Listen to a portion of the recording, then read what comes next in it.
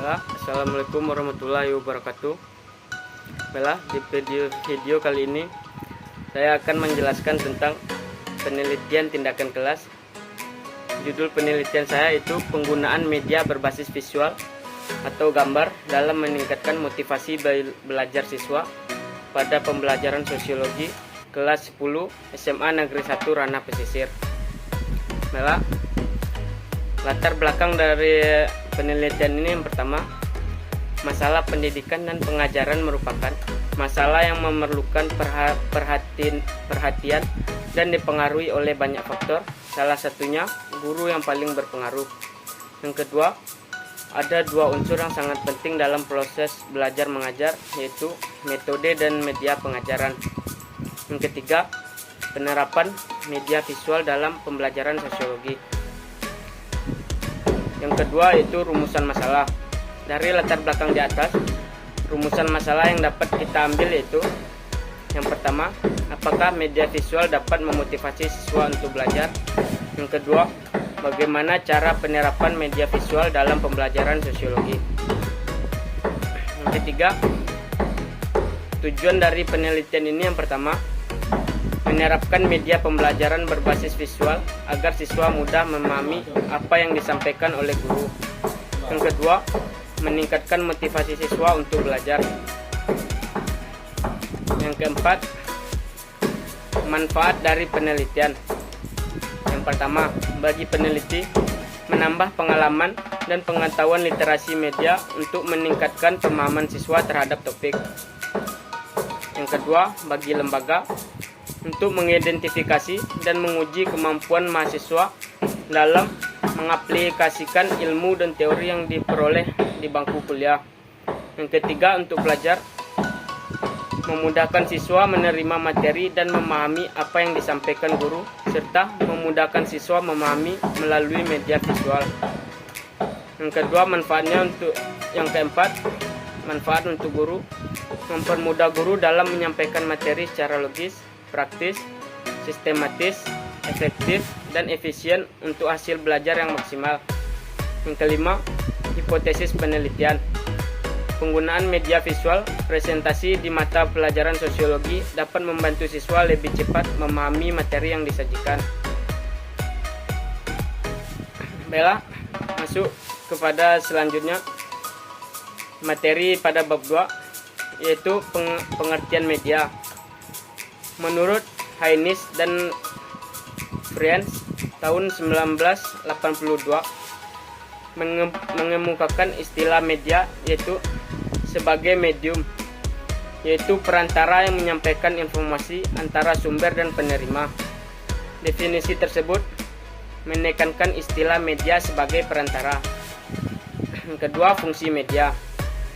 Media berfungsi sebagai alat bantu kegiatan pembelajaran dan apabila dikombinasikan dengan sumber belajar lainnya akan membantu upaya belajar siswa karena dapat mempengaruhi efektivitas belajarnya. Yang ketiga, ciri-ciri media. Yang pertama, ciri media itu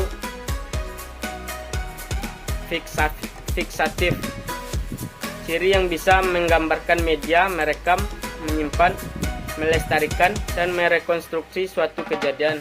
Yang kedua, ciri media, ciri manipulatif, yaitu ciri yang bisa transformasi suatu kejadian karena manipulatif suatu peristiwa. Yang ketiga, ciri-ciri media, yaitu distributif, yaitu ciri-ciri yang mampu mentransportasikan melalui ruang dan bisa disajikan pada waktu yang sama dengan stimulus pengalaman realitif sama pada suatu peristiwa. Yang D, media visual.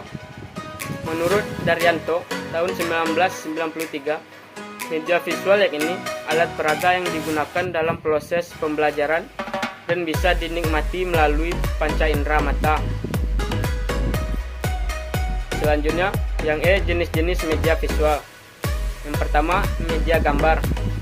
Media gambar adalah alat bantu visual yang kuat karena dapat divisualisasikan secara lebih konkret dan realistis. Yang kedua, slide. Slide adalah gambar yang diproyeksikan oleh cahaya melalui proyektor. Yang ketiga, karikatur dan kartun. Karikatur dan kartun secara spontan mendorong batas dan menekankan apa yang dianggap paling penting. Yang keempat, buku ajar. Buku ajar disebut juga dengan buku pelajaran, yaitu buku yang digunakan dalam pendidikan. Yang kelima, kelas Google. Kelas Google adalah kelas online yang memungkinkan guru memberikan tugas tanpa kertas dengan mudah. Yang keenam, Zoom Meeting. Aplikasi Zoom Meeting adalah aplikasi pertemuan online dengan konsep berbagi layar. Selanjutnya yang F, yaitu pengertian motivasi. Menurut Mr. Uno, motivasi adalah suatu tindakan energik pada diri seseorang yang dikenal dengan timbulnya rasa dan didahului dengan reaksi terhadap adanya tujuan. Selanjutnya yaitu pengertian sosiologi. Menurut Emil Durkheim pada tahun 1858, beliau berpendapat bahwa sosiologi adalah ilmu yang mempelajari lembaga-lembaga sosial, khususnya ide-ide dan tindakan yang telah terjadi untuk sedikit banyak mendukung anggota masyarakat. Baiklah, masuknya kepada materi selanjutnya yaitu studi relevan. Itu saya mengambil jurnal yang berjudul Pemanfaatan Media Visual dalam Menunjang Pembelajaran Pendidikan Jasmani di Sekolah Dasar, yang ditulis oleh Herka Maya, Jatmika, Universitas Negeri Yogyakarta tahun 2005. Yang kedua itu saya mengambil jurnal Penerapan Media Pembelajaran Visual untuk meningkatkan pemahaman konsep siswa pada mata pembelajaran IPS, yang dituliskan oleh Ani Rosida pada tahun 2017. Selanjutnya, kerangka berpikir. Yang pertama, kerangka berpikirnya kurangnya minat belajar siswa kelas 10 SMA Negeri 1 Ranah Pesisir. Yang kedua, kerangka berpikirnya menerapkan media pembelajaran berbasis visual. Yang ketiga, memberikan motif belajar untuk meningkatkan minat belajar siswa kelas 10 SMA Negeri 1 Ranah Pesisir. Baiklah, selanjutnya hipotesis penelitian. Berdasarkan masalah yang telah dibahas, dapat disimpulkan bahwa melalui penggunaan media berbasis visual dapat meningkatkan motivasi siswa dalam pembelajaran sosiologi. Selanjutnya, jenis penelitian. Jenis penelitian ini yaitu penelitian tindakan kelas, yaitu salah satu jenis penelitian yang bisa digunakan oleh pendidik dalam proses meningkatkan kualitas peserta didik dalam proses pembelajaran. Selanjutnya, setting penelitian. Penelitian ini akan dilaksanakan di SMA Negeri 1 Ranah Pesisir yang terletak di Kabupaten Pesisir Selatan, Provinsi Sumatera Barat. Kegiatan penelitian ini akan dilaksanakan pada tahun ajaran 2023-2024. Selanjutnya, subjek penelitian.